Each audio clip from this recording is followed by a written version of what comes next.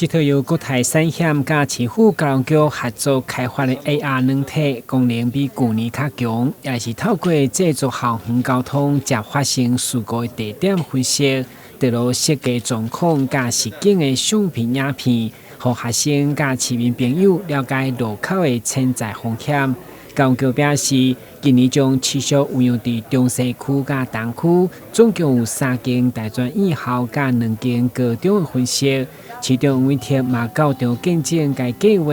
强调只要肯做，就会出现效果。不管是透过学校的教育系统，不管是透过同学自己去使用那个 app， 不管是其他的用路人，我觉得其实只要我们肯做，就会出现效果那说，所以非常感谢国泰产险一起合作开发这个 AR 扩充实境的这个软体，这比去年还要再多希望说大家这个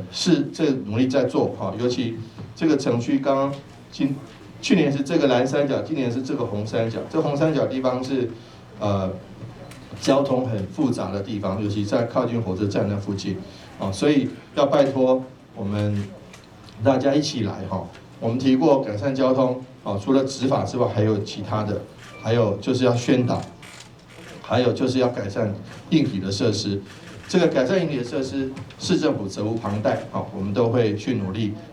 透过省官校合作，就是要提醒学生一定要注意交通事故潜在风险，同时嘛呼应10月是交通安全月，建议大家一定要有预防驾驶的观念。台湾新闻，郭文吉和强邦采访报道。